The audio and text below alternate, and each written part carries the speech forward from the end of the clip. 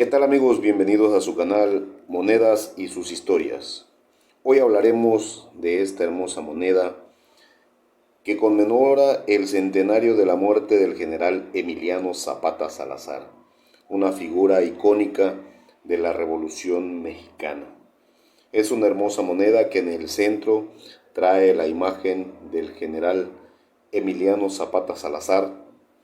En el fondo, del lado izquierdo, un campesino arando la tierra. Es por este lado, ¿sí? Y del lado derecho, el mapa de la República Mexicana encuadrado. Es esta parte de aquí.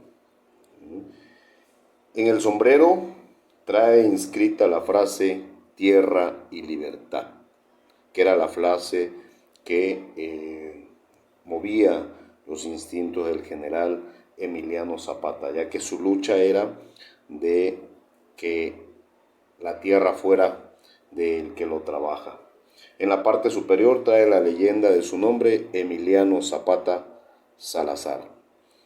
En la parte de abajo trae la denominación de 20 pesos y los años 1919 y 2019 que conmemoran el centenario de la muerte del general Emiliano Zapata. Muchas gracias por acompañarnos en este canal. Recuerde seguirnos y suscribirse para más historias de monedas.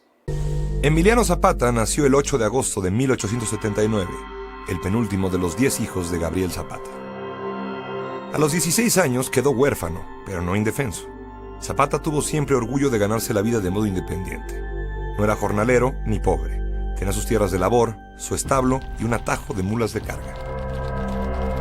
Zapata conoció desde niño los problemas de su natal Anenecuilco, un pueblo de origen prehispánico que se había quedado sin tierras debido al avance de las haciendas de Coahuixtla, El Hospital y Mapastlán. Sus habitantes se habían visto obligados a trabajar para las haciendas o alquilar sus tierras. A mediados de 1910, cuando la hacienda del Hospital se negó a rentar sus tierras, la situación de los campesinos del pueblo llegó al límite. Emiliano Zapata, quien ya era autoridad de Anenecuilco, decidió ocuparlas por la fuerza. La primera acción militar de Zapata se dirigió contra la hacienda de Chinameca y su odiado administrador. La toma de la finca se convirtió en una carnicería. El ejército de Zapata creció con miles de campesinos que preferían irse al monte que seguir viviendo las vejaciones que sufrían por los hacendados, los soldados y los rurales. La dictadura se tambaleaba. Estuve tranquilo hasta que se levantó el sur, comentó después Porfirio Díaz. 6 días después de la toma de Cuautla por Emiliano Zapata, Díaz renunció a la presidencia. El líder de la revolución, Francisco I. Madero, al firmar la paz, había pactado una transición dentro de las instituciones, algo difícil de entender para una revolución triunfante. Zapata, por supuesto, no comprendía que Madero no tomara inmediatamente el poder y permitiera que gobernara un presidente interino notoriamente adverso a la revolución. Tampoco comprendía que sus hombres debieran desmovilizarse y entregar sus armas al ejército al que habían vencido. Menos aún, que la devolución de las tierras por las que habían peleado debiera aplazarse. Madero y Zapata se reunieron varias veces a lo largo de la segunda mitad de 1911.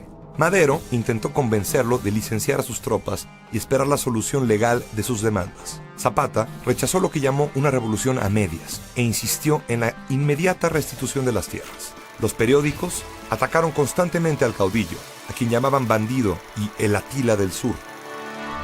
Cuando Madero llegó en noviembre de 1911 a la presidencia, después de unas elecciones democráticas y limpias, sus relaciones con Zapata estaban irremediablemente deterioradas.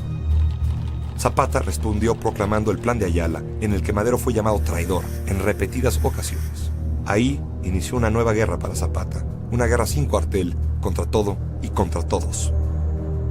Bajo el régimen golpista de Victoriano Huerta, que había derrocado a Madero, se vivió una situación de violencia sin precedente en Morelos. Cuando Huerta renunció y los revolucionarios del norte tomaron la Ciudad de México, tuvieron el cuidado de impedir que los zapatistas intentaran tomar la capital. El desencuentro de Zapata con el líder de los constitucionalistas, Venustiano Carranza, fue casi inmediato. Los generales revolucionarios celebraron en Aguascalientes una convención que intentaba resolver los problemas que ya eran evidentes entre ellos. A la reunión no fue Zapata, sino que envió a los intelectuales unidos a su movimiento. Con el apoyo de Francisco Villa, la convención aceptó el Plan de Ayala y rompió con el carrancismo. Una nueva guerra, una guerra civil entre los propios revolucionarios, se asomó en el horizonte. Venustiano Carranza se vio obligado a retirarse al puerto de Veracruz. Mientras tanto, Villa y Zapata avanzaron para reunirse en la Ciudad de México el 4 de diciembre de 1914. Zapata y Villa entraron triunfales al Palacio Nacional con el presidente nombrado por la Convención, Eulalio Gutiérrez. Ambos provenían del pueblo y representaban sus demandas más profundas, pero al mismo tiempo eran radicalmente distintos. Villa amaba el poder, mientras que Zapata le tenía aversión casi física a la política, a la que consideraba un nido de avaros y traidores. Pese a que prometieron establecer una alianza más duradera, resultó imposible para ambos. Zapata regresó a Morelos, y mientras los carrancistas se concentraron en enfrentar la gran amenaza militar del villismo, vivió un momento de paz en su estado. Tlaltizapán se volvió la capital de la revolución. La clase hacendada había desaparecido y Morelos era un estado independiente. Zapata hizo realidad su utopía revolucionaria. Las tierras se repartieron de acuerdo con los usos y costumbres de los pueblos. La democracia se ejerció local y directamente. Su preocupación era más moral que económica: tierra y libertad. A mediados de 1915, la estrepitosa derrota de Francisco Villa dio inicio a la debacle del zapatismo. Los constitucionalistas ahora sí podían concentrarse en Morelos. Tras expedir con cierto éxito una ley de amnistía, el general Pablo González y sus 30,000 hombres repitieron los métodos de Juvencio Robles para acabar con los zapatistas: saqueo, asesinatos, deportación de poblaciones enteras y destrucción de la propiedad. En junio de 1916 tomó el cuartel general de Tlaltizapán y dio muerte a 283 personas.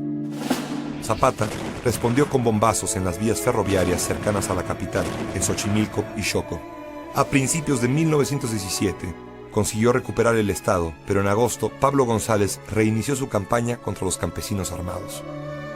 Los zapatistas, acosados, no se rindieron.